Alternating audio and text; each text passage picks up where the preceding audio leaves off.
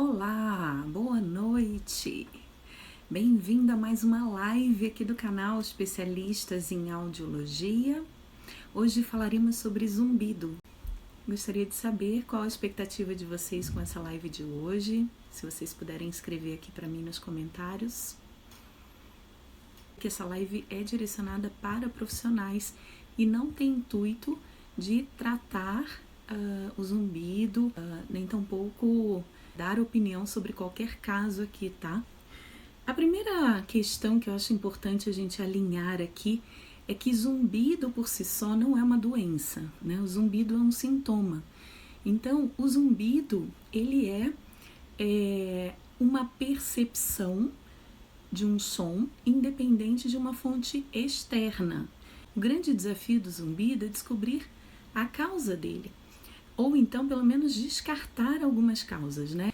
E obviamente a gente não vai falar sobre isso aqui na nossa live de hoje, a gente já vai entrar direto na fisiopatologia, que eu vou falar um pouquinho para vocês, também da avaliação do zumbido e do tratamento do zumbido, considerando que a causa seja uma perda auditiva. Tudo bem? A gente já viu que zumbido é um sintoma, ele é uma percepção de um som sem qualquer fonte externa, que milhões de pessoas têm zumbido, né? E uma outra característica muito interessante é que a maioria dos zumbidos, eles podem ser mensurados e eles normalmente estão de 5 a 10 dB acima do limiar de audibilidade. Ou seja, de 5 a 10 dB, nível de sensação, tá? Essa informação ela é muito importante porque a gente precisa mostrar para o nosso paciente, a partir da avaliação da acufenometria, que eu já vou falar para vocês, qual que é o nível de sensação, o nível de percepção do volume, da intensidade do zumbido dele, tá? Então, vocês vão ver daqui a pouco como é que a gente faz essa medida e eu vou trazer alguns insights aí para vocês. O zumbido tem um gatilho, que nós estamos falando de um zumbido por conta de uma perda auditiva, ele tem um gatilho coclear, tá? A cóclea, ela é onde inicia a percepção do zumbido, porque o zumbido ele é percebido só no córtex, obviamente, mas o gatilho é na cóclea, então tudo começa na cóclea, porém, a gente só sabe que é um zumbido quando chega no córtex, né? Então, existe um gatilho por conta de um processo chamado deaferentação, que seria uma falta de estímulo proveniente aí do neurônio periférico, né? Essa deaferentação ocasiona dois efeitos simultâneos aí nas vias auditivas. O primeiro efeito é uma hiperatividade das vias auditivas e o segundo efeito é uma assincronia de disparos. Esses dois mecanismos, dois efeitos que acontecem de forma simultânea, fazem com que haja uma reorganização tonotópica cortical. O que significa isso? O nosso córtex auditivo, ele tem neurônios, áreas específicas que respondem por determinadas frequências. As frequências mais altas, médias, graves. Quando há esse processo de deaferentação, existe um processo de reorganização nesse córtex, fazendo com que a área que deveria responder por altas frequências passa a responder por médias, por baixas frequências. Aí vai depender do grau da lesão na cóclea, tá? Então, esse processo que tem um gatilho na cóclea, ocorre simultaneamente dois mecanismos de hiperatividade e mecanismo de assincronia. Fazem com que haja essa reorganização cortical e a pessoa percebe o zumbido. Esse hoje é o mecanismo mais aceito, é o mecanismo mais estudado. Já existiram outras hipóteses aí, né? Mas isso é o que a gente tem de mais atual na área de zumbido, tá? E aí vem aquela pergunta, né? Por que algumas pessoas sofrem com zumbido e outras não? Isso é muito interessante também, porque nem todo mundo que tem zumbido sofre com ele, né? Tem pessoas que têm zumbido, mas nem percebem. Tem pessoas que têm zumbido percebem, mas não sofrem com ele. E por que isso acontece, né? Isso existe uma explicação e é muito importante que a gente saiba qual é. Então a explicação é essa daqui, ó. Nós temos no nosso cérebro, nosso córtex, áreas responsáveis pelos sistema de atenção. Nós temos áreas responsáveis pela emoção, pelas emoções, né? E quando o zumbido ele atinge essas outras áreas, nós prestamos atenção nele e nós associamos a fatos negativos, ou seja, nós nos envolvemos emocionalmente de forma negativa com o zumbido. Então, por que pessoas diferentes com o mesmo tipo de zumbido, a mesma causa de zumbido, o mesmo tipo, o mesmo nível de percepção, então duas pessoas têm zumbido em 4.000, com nível de sensação em 5 dB, por que uma não sofre e a outra sofre? Porque uma tem sistema límbico envolvido, porque ela focou de forma negativa naquela percepção. Então vejam que coisa interessante, né? Isso é muito importante porque isso se aplica a tudo na nossa vida. Quando acontece alguma coisa ruim na nossa vida, a gente tem duas opções. Ou a gente parte para cima e vamos lá, uma atitude proativa, uma atitude um pouco mais positiva, ou então a gente encara aquilo como final do túnel, né, como fundo do poço, se entrega totalmente e fica à mercê daquela situação. Então é muito uma questão também de mindset, de mentalidade, de como a gente reage àquilo que acontece com a gente. Claro que isso não é uma coisa voluntária, isso tem a ver com personalidade, tem a ver com histórico de vida, tem a ver com, enfim, com o ambiente. Claro que tem muita coisa aí envolvida que nem sempre nós, fonoaudiólogos, vamos conseguir tratar, né? Por meio do aconselhamento, às vezes a gente precisa da ajuda de profissionais, de psicólogos, de psiquiatras, para que haja um tratamento em conjunto com relação a essa associação negativa do zumbido, mas é muito interessante como muitos pacientes, tendo noção disso, já conseguem trabalhar essa questão e conseguem diminuir o seu sofrimento, tá? Então, vejam que a nossa mente ela é capaz de fazer a gente sofrer muito, né? E é importante que a gente tenha, primeiro, consciência disso. E segundo, a gente busque formas de tratar esse sofrimento, tá? Uma das técnicas que a gente vai ver daqui a pouco é a mudança de foco, né? Mas é uma delas e a gente tem que conhecer aí pelo menos algumas para que a gente possa ajudar os pacientes e também possa encaminhá-los caso seja necessário, tá? E aí eu trouxe para vocês também uma outra lâmina que é a minha favoritíssima, que é a lâmina do modelo neurofisiológico de Jastreboff.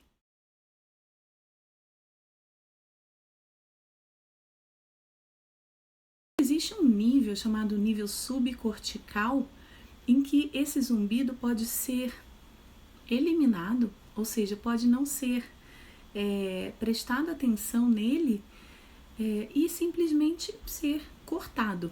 Isso acontece muito como, por exemplo, o barulho da geladeira que a gente tem em casa. Ou então, eu tô com um computador ligado aqui do meu lado, que ele tá atualizando o Windows, e aí fica aquele barulho, né, de fundo. Ou então o barulho do ar-condicionado, do aquecedor, enfim. Aquele som que a gente nem percebe mais. Por quê? Porque ele entra, né, só que ele para no nível subcortical, porque o nosso cérebro já entende que não é perigoso, que não tem significado algum, então ele para ali. Então ele nem é percebido mais, só se você parar e focar sua atenção nele. Quando você para e foca a atenção nele, você eleva o nível de percepção do zumbido e chega realmente no córtex frontal, onde você presta atenção, você foca nele. Então, a maioria dos pacientes que sofrem com zumbido, quer dizer, a maioria dos pacientes que têm zumbido, eles chegam a esse nível, cortical, de prestar atenção nele. Então, nesse modelo neurofisiológico do Jastreboff, ele diz 80%. Tá? Então, 80% das pessoas que têm zumbido só percebem ele.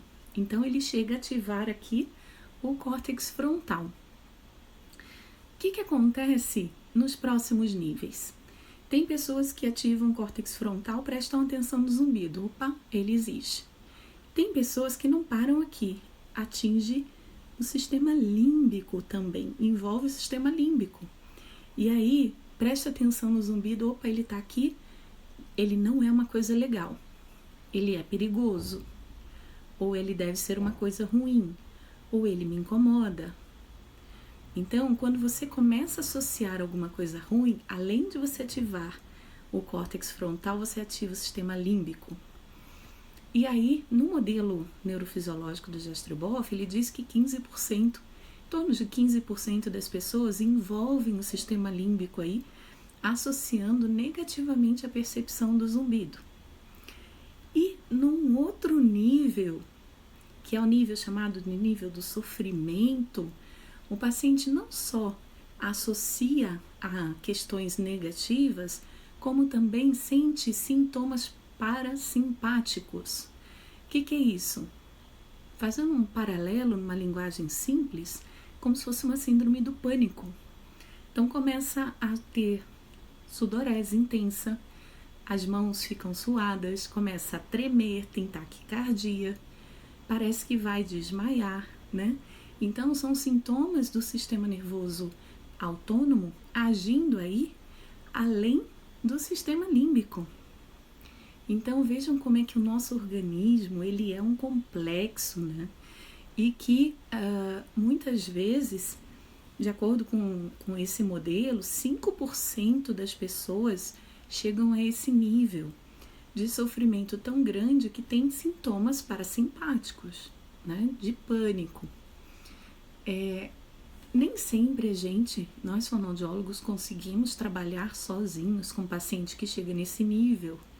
Muitas vezes precisa de um acompanhamento médico junto, para que isso também seja tratado, né? Ou um acompanhamento psicoterápico.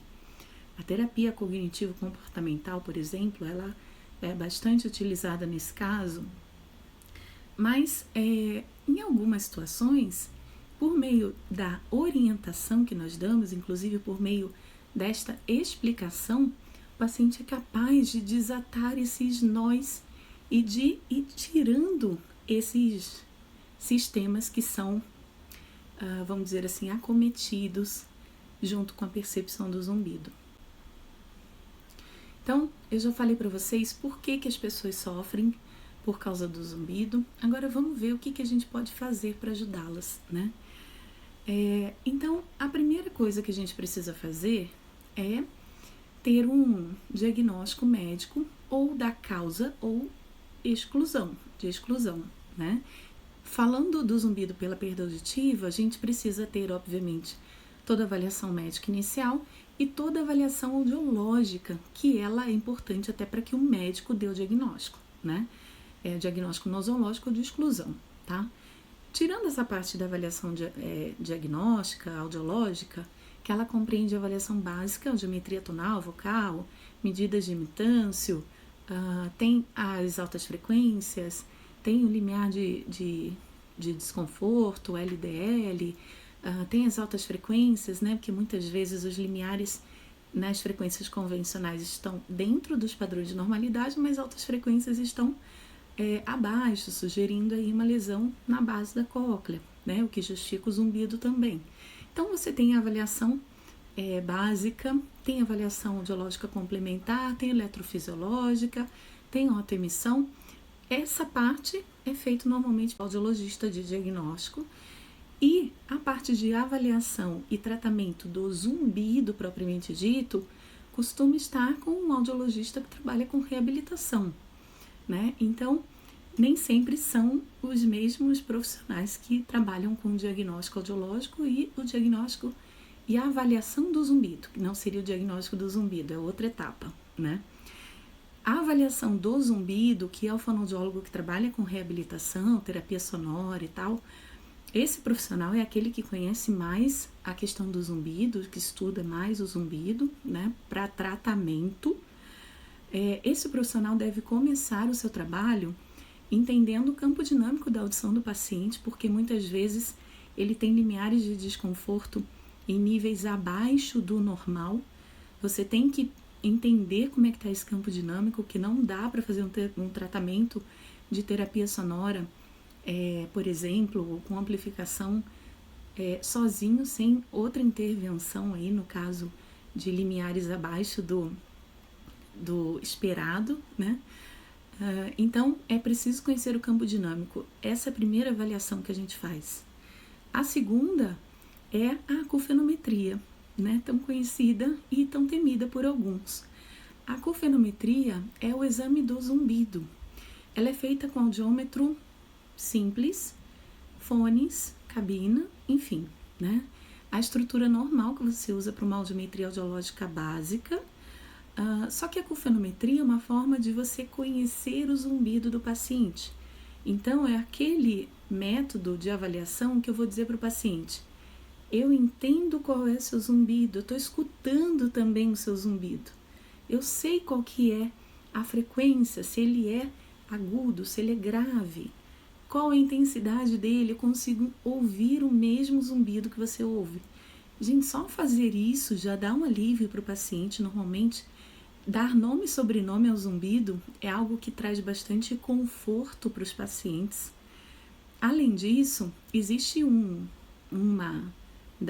dos exames dessa bateria de acufenometria chamada MML, que é o nível mínimo de mascaramento, que é um indicador importante para nós monitorarmos o resultado do tratamento.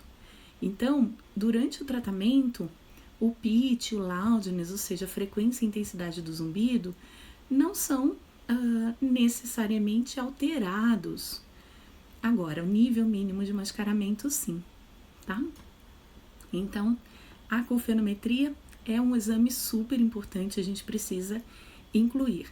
E lembrando, eu não estou falando de avaliação diagnóstica, estou falando de avaliação do paciente com zumbido, tá?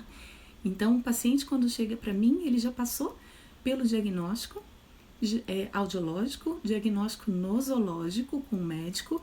Ele chega para mim, eu vou fazer uma avaliação dele com zumbido, ou seja, como ele percebe o zumbido, né? Então, eu começo por aí, pela acufenometria, depois da avaliação do campo dinâmico, caso não tenha sido feito no diagnóstico audiológico. A segunda etapa são os questionários de avaliação e aquela régua, que é a escala visual analógica, tá? Então, essas são três ferramentas que podem ser utilizadas no protocolo de avaliação do paciente com zumbido. Como é que funciona isso, né? Vamos ver aqui. Primeiro, nós temos o THI. O THI é um questionário muito utilizado, tanto em pesquisa quanto na área clínica. Ele é fácil de ser aplicado e é muito importante que o fonoaudiólogo aplique esse questionário com o seu paciente. Tá? Eu sei que tem serviços que deixam para o paciente responder, mas é muito importante que você faça com ele. Hoje, em tempos de teleatendimento, a gente pode aplicar esse questionário à distância também. A gente vai lendo as perguntas e pede para ele responder sim, não ou às vezes. E é como ele se identifica, o que ele sente em relação a cada situação com zumbido, tá? Ao final desse questionário, você soma quantos pontos deram. Então, tem uma pontuação para sim, uma pontuação para não, outra pontuação para às vezes. No final, você vai somar todas elas e vai dar aí um grau de incômodo do zumbido. Então, aí você vai classificar o zumbido como um grau ligeiro, leve, moderado, severo ou muito severo, tá? Então, são todos esses níveis que a gente classifica. Mônica, tem que fazer esse questionário? Tem. É obrigatório, tá? Eu vou dizer para vocês por que tem que ter a medição do incômodo, seja por meio da régua, da escala analógica visual, seja por meio do THI, mas é muito importante que o fonoaudiólogo avalie o grau de incômodo. E por que é importante? Porque como é isso que a gente vai tratar, o questionário chama THI, Tinnitus Handicap Inventory. Esse questionário, como ele traz questões relativas ao incômodo do paciente com zumbido, é ele que vai te dar referência se o paciente está melhorando ou não. Então, se eu aplico o questionário no início do tratamento, ou então utilizo a avaliação da escala da EVA no início do tratamento, eu consigo ter ali uma ideia do grau de incômodo à medida que eu faço o tratamento de reabilitação com ele. Eu faço as sessões com ele de aconselhamento e depois, se precisar alguma terapia sonora, eu posso medir o resultado disso para saber se o incômodo dele era severo, passou a ficar leve, severo passou a ficar moderado, moderado passou a ficar leve, moderado passou a ficar ligeiro, né? Qual que é o nosso objetivo com o tratamento do zumbido? É reduzir o incômodo, esse é um dos objetivos. Então, a gente precisa aplicar, sim, um questionário de avaliação do incômodo, tá? A régua, como eu disse para vocês, é uma outra forma de nós avaliarmos esse incômodo com zumbido. Então, eu posso pedir para o paciente me dizer, de 0 a 10, o quanto você se incomoda com o seu zumbido. O 0 não tem incômodo nenhum. E o 10 é o máximo do desespero.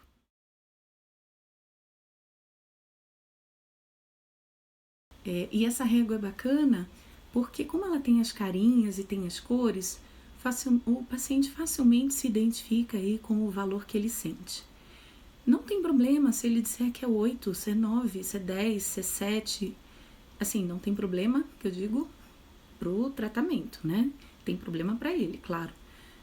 Mas é importante que ele diga aquilo que ele está sentindo, né? Então, como a dor, o sofrimento é algo muito individual, é algo muito pessoal, é importante que ele olhe isso, olhe a carinha, né?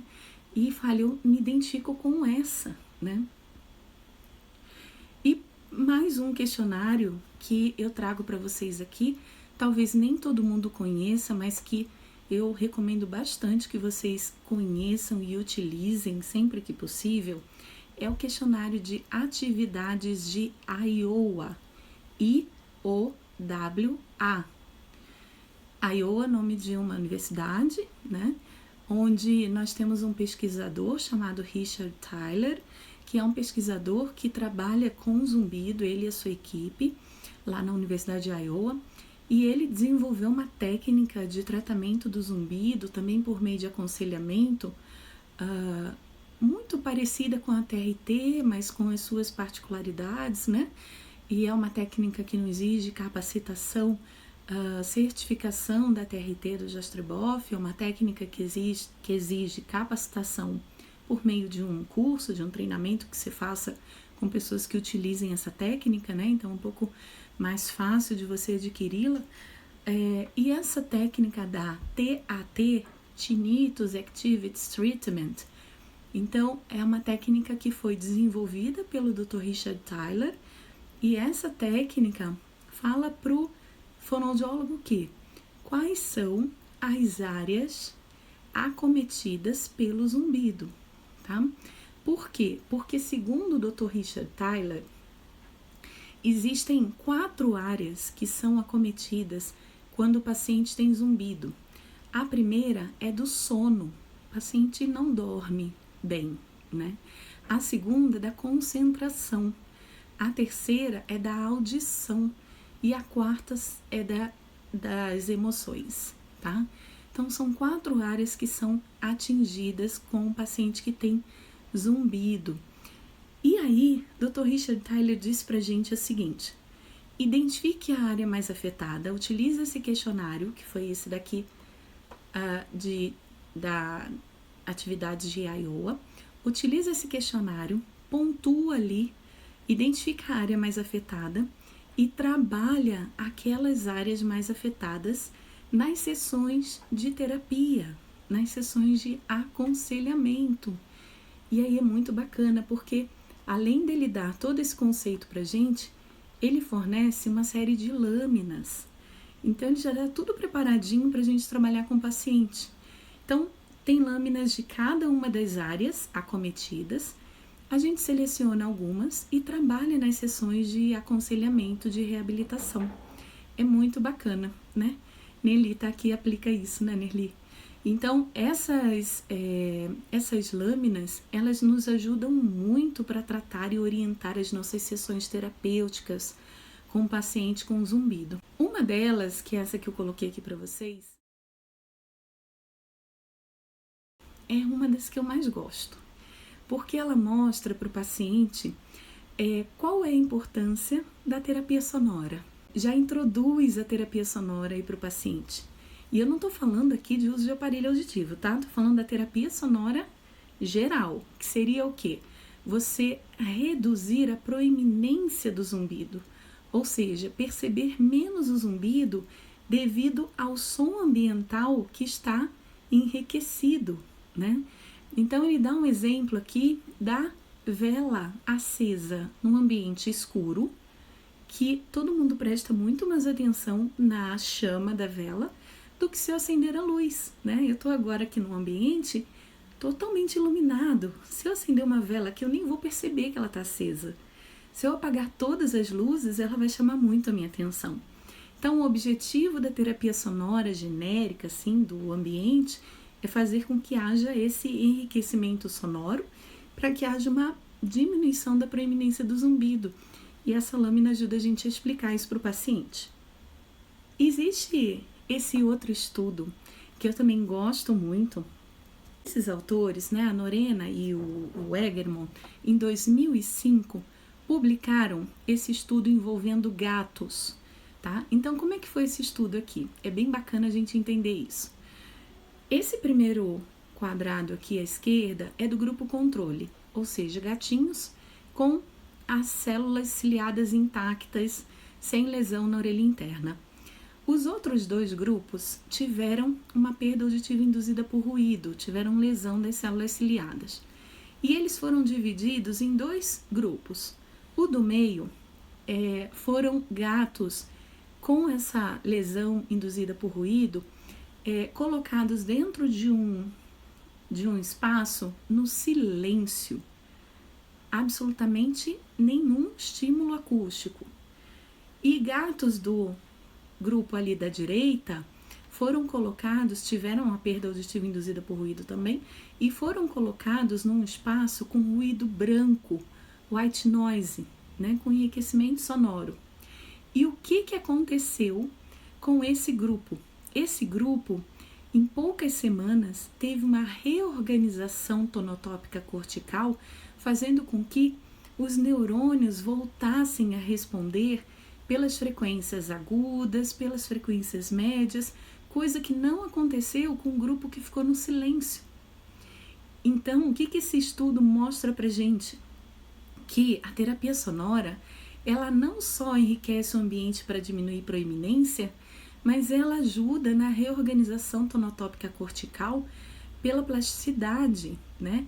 Claro que esse estudo foi feito com zumbidos agudos, recentes, né? A gente carece de estudos aí com zumbidos crônicos há mais de 10 anos e tal, que são muitos que a gente recebe, né? Mas é um indício e é o início, né, desse entendimento. Então, a terapia sonora, ela se justifica por quê? Porque primeiro a gente reduz proeminência do zumbido. Então, a pessoa passa a não prestar tanta atenção nele porque tem outros sons fazendo com que o zumbido fique ainda mais baixinho, né? E segundo, porque ele organiza o córtex, faz com que os neurônios passem a responder por essas frequências que até então estavam sem estimulação, estavam sem função. A terapia sonora, ela pode ser feita por meio do enriquecimento sonoro do ambiente, né? Porém, é difícil a gente controlar que vai ter enriquecimento o tempo todo para essa reorganização cortical. Então, você pode ter enriquecimento para eventualmente ter a distração do zumbido, a menor proeminência, uma hora ou outra, mas é difícil você manter só no ambiente o estímulo, porque você se movimenta durante o dia, porque o estímulo do ambiente pode variar também, né? Então, essa terapia sonora só por meio do enriquecimento sonoro em casa, da televisão ligada, do ventilador, do rádio e tal, pode não ser muito eficaz, nem eficiente. Tem geradores de som de mesa, travesseiro para quando o paciente não quer incomodar o cônjuge, enfim. Tem algumas estratégias aí para você tentar manter o enriquecimento sonoro ambiental num nível mais constante, né? Não depender de uma televisão, de um ventilador e tal. Mas, de uma forma geral, os pacientes precisam, especialmente aqueles que têm perda auditiva, de uma terapia sonora estável, contínua e também que trate a sua perda auditiva. Por isso que a gente fala muito de amplificação. Existem alguns segredinhos que a gente faz na amplificação para ajudar o paciente com zumbido, como, por exemplo, aumentar sons fracos, reduzir a atuação do redutor de ruído, isso tudo para que haja mais enriquecimento ambiental, né? Então, esses são alguns segredinhos aqui que eu trouxe para vocês, para que a gente consiga fazer com que só a amplificação já faça esse enriquecimento sonoro capaz de diminuir a proeminência e capaz de reorganizar o córtex, tá? Só que existem casos em que essa amplificação ela não é suficiente para reduzir esse incômodo do paciente e fazer ele tirar o foco do zumbido, ou seja, reduzir a sua proeminência, ajudá-lo a tirar o foco, né? Porque todo o nosso aconselhamento vai ser para isso, tem exercícios para que ele tire o foco do zumbido, né? Existem exercícios naquelas lâminas do Dr. Richard Thaler, mas tem horas em que só a amplificação não ajuda. E aí a gente precisa lançar mão de geradores de som, que normalmente estão nos aparelhos auditivos. Existem vários tipos aí, sons estáticos, modulados, tipo música, enfim. Tem N tipos, né? Não existe um trabalho que diz esse é melhor do que aquele. Já me perguntaram aqui também se tem pesquisa dizendo se tem um tratamento que é mais efetivo do que o outro. Não tem, porque na verdade o tratamento é aconselhamento e terapia sonora. E o que costuma trazer mais resultado é a amplificação como enriquecimento e eventualmente a amplificação com gerador de som associado, pelo menos no início do tratamento, até o paciente conseguir sozinho tirar o foco do zumbido. Então, gente, o segredo para tratar zumbido é isso. Aconselhamento para desatar os nós das emoções negativas associadas ao zumbido. Tirar o foco do zumbido. A terapia sonora para você diminuir a proeminência, tirar o foco do zumbido, não se incomodar tanto com ele e também você tratar esse córtex auditivo fazendo essa reorganização tonotópica. E, claro, não poderia deixar de falar que essa terapia sonora também tem verificação com microfone e sonda e também tem a validação. Então, uma das coisas também que eu gosto de explicar para os pacientes é que quando eles utilizam a terapia sonora, o ideal é que tenha o tratamento para o dia e o tratamento para a noite, né? Então eu tenho o quê? Eu tenho a terapia sonora para o dia, que seria a amplificação e o gerador de som, e eu tenho a terapia da noite, que seria o gerador de mesa, travesseiro, aplicativo, enfim. E por que é importante ter essa terapia sonora à noite? Por dois motivos. Primeiro, porque o paciente sente mais o zumbido à noite porque é onde está mais silencioso. Então, para reduzir a proeminência, é importante ter som. Segundo, porque o córtex não dorme. Existem estudos que mostram tratamento do zumbido feito apenas à noite durante sono, porque são 8 horas ininterruptas de tratamento sonoro, de terapia sonora. A validação é uma etapa fundamental, porque sabe aquele paciente que vira para você e fala: meu zumbido não melhorou? Então, esse paciente com certeza não foi avaliado antes do tratamento e nem tampouco ao final desse aconselhamento da terapia sonora, porque os questionários de avaliação, eles são para serem aplicados antes e depois do tratamento. É importante que vocês tenham isso arquivado, documentado e apliquem periodicamente, normalmente 3 meses depois do início da terapia, para que você veja, no início ele tinha um grau de desconforto, 3 meses depois tem outro grau. Ele tinha a área afetada do sono em 500 pontos, agora está com 200 pontos. Então é muito bacana quando você consegue avaliar e validar o antes e o depois. Gente, essa live ficará gravada sim. Curso de zumbido com certeza vai ter, quando tiver eu aviso vocês. Queria agradecer mais uma vez a presença de vocês. Muito obrigada, compartilhem com os amigos de vocês essa live. Gente, um beijo e um ótimo restinho de quinta-feira aí para vocês, tá? Obrigada!